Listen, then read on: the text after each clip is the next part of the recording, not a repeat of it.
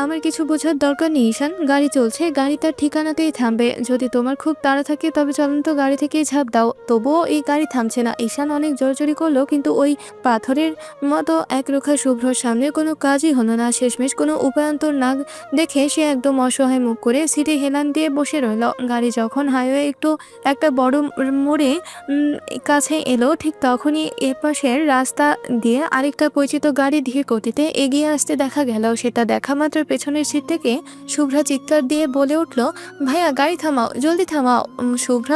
শুভ্র এক মুহূর্ত দেরি না করে সামনের গাড়িটার প্রতি গতিরোধ করে নিজের গাড়িটা ব্রেক কষে থামিয়ে দিল।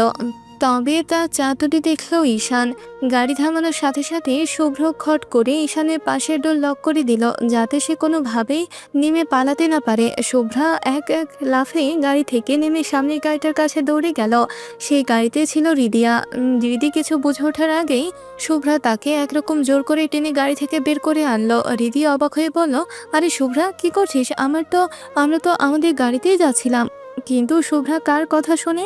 সে রিদির হাত ধরে টেনে এনে নিজেদের গাড়ির পেছনের সিটে বসিয়ে দিল এবং নিজেও তড়িৎ গতিতে উঠে বসলো। শুভ্র আয়নায় একবার রিদির দিকে তাকালো, কিন্তু চোখে চোখ পড়তেই আবার নির্লিপ্ত ভঙ্গিতে সামনের দিকে তাকিয়ে চোখ ফিরিয়ে নিয়ে গাড়ি স্টার্ট দিল। গাড়ি এখন হু হু করে গ্রামের মেঠো পথের দিকে এগিয়ে চলেছে। চারপাশটা নিঝুম, কেবল ইঞ্জিনের হালকা আওয়াজ। রিদি একদম চুপচাপ জানলার বাইরে দ্রুত সরে যাওয়া গাছপালার দিকে তাকিয়ে রইল। নিস্তব্ধতা ভাঙাতে হঠাৎ শুভ্রর উদ্দেশ্যে আবদার করে বসলো, ভাইয়া বোর হচ্ছি, একটা দারুণ গান দাও তো, সবাই মিলে একসাথে গাই। শুভ্র কোনো কথা বলো না, শুধু নিঃশব্দে হাতের রিমোটটা চেপে মিউজিক প্লেয়ারে একটা পরিচিত সুর ছেড়ে দিল। রাতের কুয়াশা ভেজা মেঠো পথের বুক চিরে গাড়ির ভেতর তখন অরিজিৎ সিং এর সেই দরদী কণ্ঠটা মায়াবী এক পরিবেশটা তৈরি করলো। গাড়ির স্পিকারে বেজে উঠল। শুভ্রা কোনো দ্বিধা ছাড়াই গানের সাথে সাথে সুর মেলাতে শুরু করলো। সে নিজের মনেই গেয়ে চলছে, যেন এই ভোরের আনন্দটা সে পুরোপুরি শুষে নিতে চায়। গানের কথাগুলো যখন গাড়ির বদ্ধ বাতাসে প্রতিধ্বনিত হচ্ছে, রীতি আর চোখে একবার সামনের আয়নার দিকে তাকালো। দেখলো শুভ্র এক মনে স্টিয়ারিং ধরে সামনের রাস্তার দিকে তাকিয়ে আছে। তার চেহারায় কোনো ভাবান্তর নেই, কিন্তু গানের প্রতিটা কথা যেন হৃদির বুকের ভেতরটা উথাল পাথাল করে দিচ্ছে। বিশেষ করে জনম জনম শব্দটা কানে আসতে সে দ্রুত চোখ সরিয়ে বাইরের দিকে তাকিয়ে রইল। ঈশানও চুপচাপ। সে এই অদ্ভুত পরিস্থিতির সাথে নিজেকে মানিয়ে নেওয়ার চেষ্টা করছে। একপাশে শুভ্রার উচ্ছল গান, অন্য পাশে শুভ্রর গম্ভীর স্তব্ধতা, সব মিলিয়ে এক বিষণ্ণ অথচ মধুর পরিবেশ। শুভ্রা হঠাৎ রিদির হাতে একটা খেলা দিয়ে বলল, কি রে দিদি, তুইও গা, আমার সাথে সাথে সুর মিলা। এত সুন্দর গান দেখিস, সামনে যখন সূর্য উঠবে তখন আরো ভালো লাগবে। রিদি মৃদু হাসলো ঠিকই, কিন্তু গাইতে পারলো না। হঠাৎ মাঝপথে আকাশ ভেঙে ঝমঝমিয়ে বৃষ্টি নামলো। জানলার কাছে বৃষ্টির শব্দে এক অদ্ভুত ছন্দ তৈরি হলো। সেই শীতল হাওয়ায় আর গাড়ি দুলনিতে ঈশানও কখন যে গভীর ঘুমে তলিয়ে গেল টেরই পেল না। কিছুক্ষণ পর শুভ্রও হৃদির কাঁধে মাথা টেকিয়ে ঘুমের দেশে পাড়ি জমালো। পুরো গাড়িতে এখন শুধু শুভ্র আর হৃদি জেগে আছে। শুভ্র পাথরের মতো স্থির হয়ে ড্রাইভ করছে, আর হৃদি জানলার বাইরে বৃষ্টির ঝাপটা দেখছে। ওর চোখে ঘুম নেই, বরং মনের ভেতর এক অদ্ভুত অস্থিরতা। বরং গাড়িটা যখন জামালপুর শহরে ছাড়িয়ে গ্রামের মেঠো রাস্তায় ঢুকলো, ঠিক তখনই বিপত্তিটা ঘটলো। কর্দমাক্ত মাটির রাস্তায় চাকাটা আচমকা একটা গর্তে পড়ে কাদায় দেবে গেল। ইঞ্জিন গর্জে উঠছে ঠিকই, কিন্তু গাড়ি এক চুলো সামনে এগোচ্ছে না। শুভ্র দাঁতে দাঁত চেপে স্টিয়ারিংয়ে একটা ঘুষি মারলো। বাইরে মুষলধারে বৃষ্টি, এর মধ্যে গাড়ি থেকে নামা মানে ভিজে একাকার হওয়া। হৃদয় অবাক হয়ে শুভ্রর দিকে তাকালো। পরক্ষণেই দেখলো কোনো কিছু তোয়াক্কা না করে শুভ্র ঝটপটানি দৃষ্টির মধ্যেই দরজা খুলে নেমে গেল। রীতি জানলার কাজ একটু নামিয়ে উদ্বিগ্ন গলায় জিজ্ঞেস করলো, কি হয়েছে ভাইয়া? এই বৃষ্টির মধ্যে আপনি রাস্তায় কেন নামলেন? শুভ্রর মেজাজ তখন তুঙ্গে। কাদা আর বৃষ্টির ঝাপটায় সে বিরক্তিতে ফেটে পড়ে চেঁচিয়ে উত্তর দিল, বৃষ্টির মধ্যে নাচতে নেমেছি। হৃদি মুহূর্তে চুপসে গেল। শুভ্র এমন রুক্ষ উত্তরে তার বুকের ভেতরটা অভিমানে টনটন করে উঠল। সে দেখল শুভ্র গাড়ির পেছনে গিয়ে সর্বশক্তি দিয়ে ঠেলতে শুরু করেছে। বৃষ্টির জলে তার কালো শার্টটা গায়ের সাথে লেপ্টে গেছে, সাদা কাদা ছিটকে আসছে গায়ে।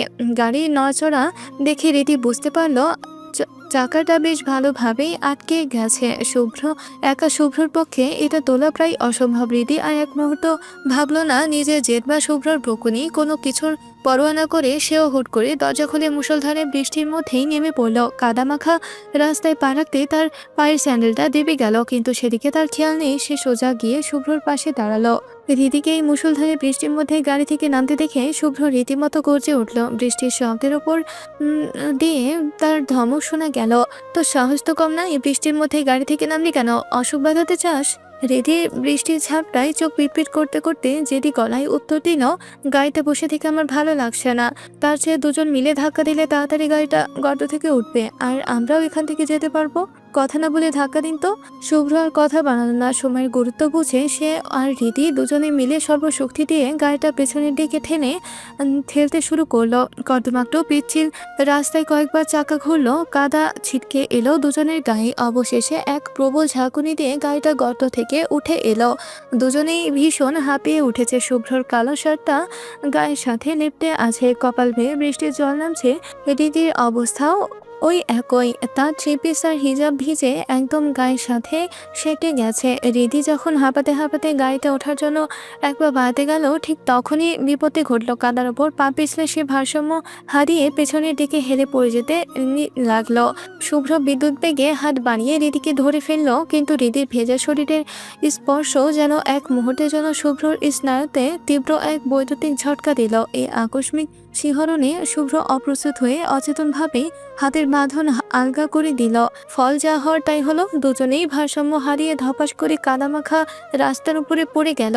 কাদায় মাখামাখি হয়ে দুজনেরই কোমর আর পিঠে বেশ চোট লাগলো। হৃদি ব্যথায় কুকড়ে গিয়ে কোনো মতে কাদামাখা হাত দিয়ে ভর দিয়ে ওঠার চেষ্টা করলো। ঠিক একই সময় শুভ্র টাল সামলাতে সামলাতে উঠে দাঁড়াতে গেল, কিন্তু বৃষ্টির তোড়ে আর পিছল রাস্তায় শরীরের নিয়ন্ত্রণ রাখা অসম্ভব হয়ে পড়ল। মাথা ঘুরিয়ে সোজা হতেই রীতি আবার পিছলে গেল, এবং এবার সে সরাসরি গিয়ে পড়ল শুভ্রর ওপরে। মুহূর্তের ব্যবধানে এক অভাবনীয় কাণ্ড ঘটে গেল। রীতির নিয়ন্ত্রণহীন শরীরটা শুভ্রর বুকের উপর আছড়ে পড়ল, আর তার ঠোঁট দুটো গিয়ে সরাসরি স্পর্শ করলো শুভ্রর ঠোঁটে।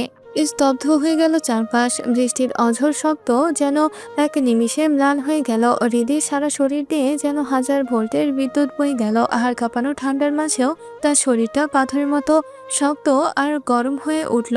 শুভ্রর চোখ দুটো বিস্ফোরিত। সে যেন বিশ্বাসই করতে পারছে না তার সাথে ঠিক কি ঘটে গেল। কাদা, বৃষ্টি আর আবছা আলোয় সিক্ত দুটি শরীর এক অপার্থিব নিস্তব্ধতায় স্থির হয়ে রইল। বৃষ্টির অঝোর ধারা আর কর্দমাক্ত রাস্তার সেই নির্জনতায় সময় যেন থমকে দাঁড়িয়েছে। কথা আছে। পুরুষ যতই গম্ভীর বা পাথরের মতো শক্ত হৃদয়ের হোক না কেন, প্রিয় নারীকে এতটা নিবিড়ভাবে কাছে পেলে তার সব নিয়ন্ত্রণ ধুলোয় মিশে যায়। শুভ্রর বেলাতেও তার ব্যতিক্রম হলো না। তার সেই চিরচেনা গাম্ভীর্য, রাগ আর শাসনের দেওয়াল এক মুহূর্তের স্পর্শে চুরমার হয়ে গেল। শুভ্র নিজেও জানে না সে এই মুহূর্তে কি করবে বা কি করছে, কিন্তু অচেতন মনে সে আর নিজেকে সামলাতে পারল না। হৃদের ভিজে শরীরের উষ্ণতা আর ঠোঁটের সেই নরম ছোঁয়া শুভ্রর ভেতরে সুপ্ত আবেগগুলোকে জাগিয়ে তুলল। সে আলতো করে অথচ দৃঢ়ভাবে হৃদের কাদামাখা কোমরটা দুই হাতে জড়িয়ে ধরল। এক অদ্ভুত উন্মাদনায় সে হৃদের ঠোঁটজোড়া নিজের দখলে নিয়ে নিল। এ যেন এক তৃষ্ণার্তের জল পাওয়া। দীর্ঘদিনে জমে থাকা অব্যক্ত সব অনুভূতি এই একটি চুম্বনে মিশে গেল।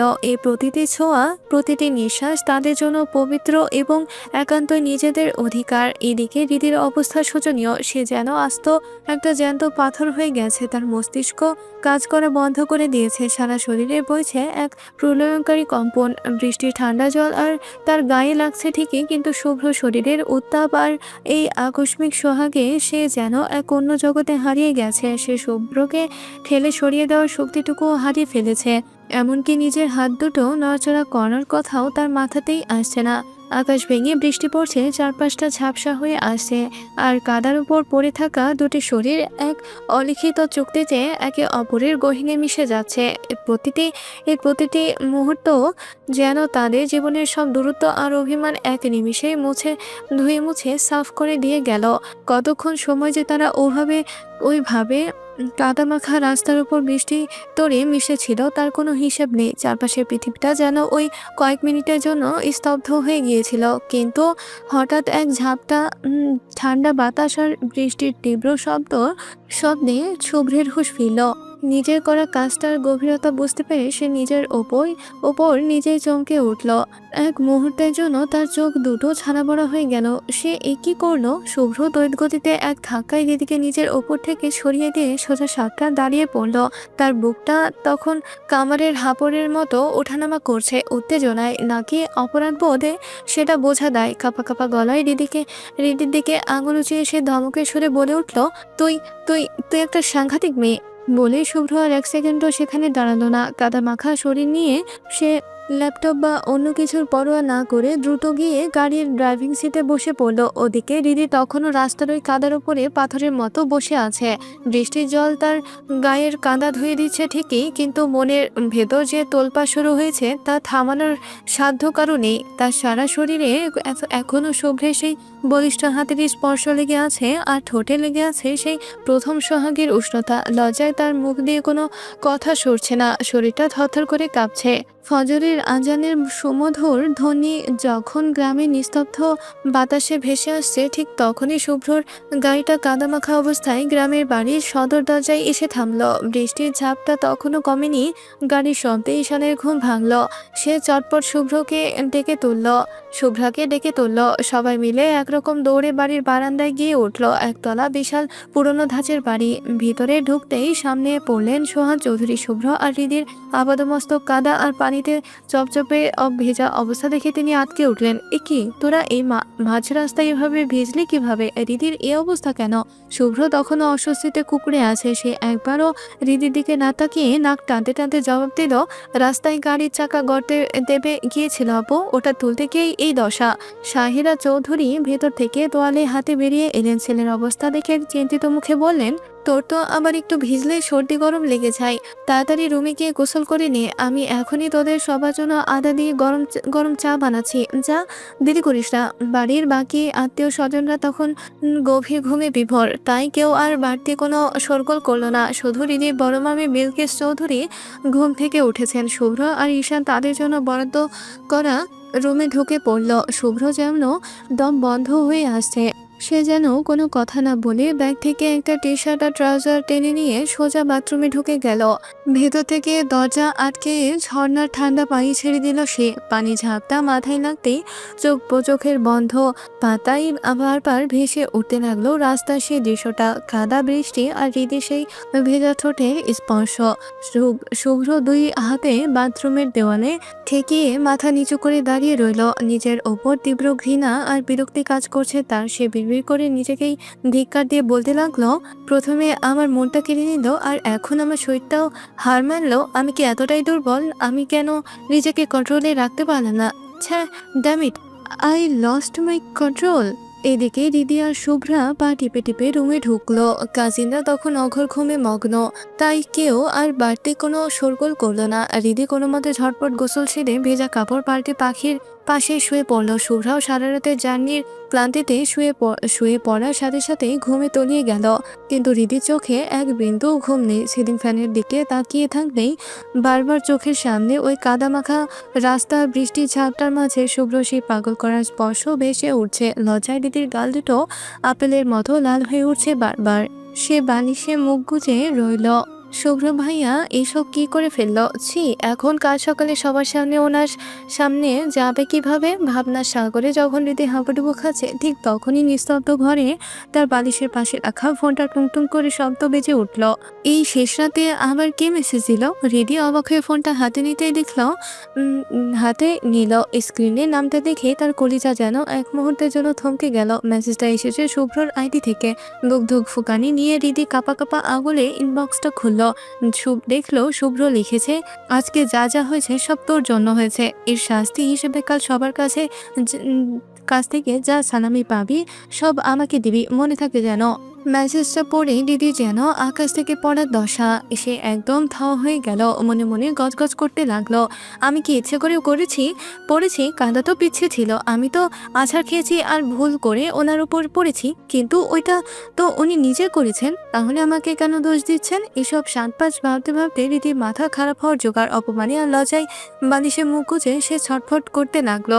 এইদিকে শুভ্রর অবস্থাও অথচ, চোখে এক ফোঁটাও ঘুম নেই কারো। রুমের স্বল্পতার কারণে একই বিছানায় পাশে শুয়ে আছে ঈশান। শুভ্র বারবার এপাশ ওপাশ করছে, বিছানায় ছটফটানি দেখে ঈশান কুনোইয়ে ভর দিয়ে উঠে বসলো। অন্ধকারে সে শুভ্রর দিকে তাকিয়ে জিজ্ঞেস করলো, বস আপনি ঠিক আছেন? শরীর খারাপ লাগছে নাকি? শুভ্র অপ্রস্তুত হয়ে তৈরি গতিতে স্বাভাবিক হওয়ার ভান করলো, গম্ভীর হওয়ার চেষ্টা করে বলল, হ্যাঁ হ্যাঁ আমি ঠিক আছি, একদম ঠিক আছে, তুমি ঘুমাও।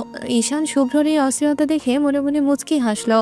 সে শুভ্রর অনেক দিনই সঙ্গী, তাই বসকে বুঝতে তার সময় লাগলো না। সে একটু সাহস সঞ্চয় করে বলল, আচ্ছা বস, একটা প্রশ্ন করি। হৃদি আর আপনার বিয়েটা গোপনে হয়েছে মানলাম, কিন্তু আপনার তো অধিকার আছে, আপনি চাইলে তো হৃদির সাথে গোপনে এক রুমে থাকতে পারেন, তাহলে তো এমন ছটফট করতে হয় না আপনাকে। কথাটা শুনেই শুভ্রর বুকটা যেন ধক করে উঠল, ধরা পড়ে যাওয়ার মতো অবস্থা। তবুও নিজের ব্যক্তিত্ব বজায় রাখতে সে শক্ত গলায় জবাব দিল, বাজে কথা বলবে না তো ঈশান, আমি এখনই ওর সাথে বেড শেয়ার করতে চাইছি না। যেদিন ওকে পুরোপুরি সম্মানের নিজের বাড়ি নিয়ে তুলবো সেদিনই আমি ওর সাথে এক রুমে থাকবো, কিন্তু তার আগে না। ঈশান আর কোনো কথা বাড়ালো না, একটা লম্বা হাই তুলে পাশ ফিরে শুয়ে পড়লো। আর কয়েক মিনিটের মধ্যে ওর নাসিকা গঞ্জনে বোঝা গেল সে গভীর ঘুমে তলিয়ে গেছে। কিন্তু বেচারা শুভ্র, তার দু চোখের পাতা এক হওয়ার তো দূরের কথা, মনের ভেতরে তখনও এক প্রলয়ঙ্কারী ঝড় বয়ে যাচ্ছে। সে বালিশে মুখ গুজে নিজের গলার স্বর যতটা সম্ভব নিচু করলো। এক অদ্ভুত নেশালো ভারী আর ভাঙা গলায় সে বিড়বিড় করে বলতে লাগলো, তোর জন্য আজ আমার এই দশা, এক ফোঁটা চোখের পাতা এক করতে পারছি না। আমার ঘুমে যে 12টা বাজালি তুই, এর শোধ আমি ঠিক সময় মতো সুদে আসলে তুলে নেব। প্রতিটা মুহূর্তের হিসেব নেব তোর থেকে। জাস্ট ওয়েট অ্যান্ড সি, দেখিস তুই। এই গল্পের পরবর্তী অংশ আমাদের নতুন চ্যানেলে আপলোড হয়ে গেছে। এই গল্পের পরবর্তী অংশের লিংক কমেন্ট বক্সে পিন করে দেওয়া হয়েছে। সবাই লিংকে ক্লিক করে এই গল্পের পরবর্তী অংশ দেখুন। আর সবাই আমাদের চ্যানেলটিকে সাবস্ক্রাইব করে পাশে থাকবেন। আর যারা এখনো কমেন্ট বক্সে লিংক পাননি, একটু অপেক্ষা করুন, এই ভিডিওর ওপরে গল্পগুলো ভেসে উঠবে, সেখান থেকে ক্লিক করে গল্পগুলো দেখে নিতে পারবেন। ধন্যবাদ সবাইকে।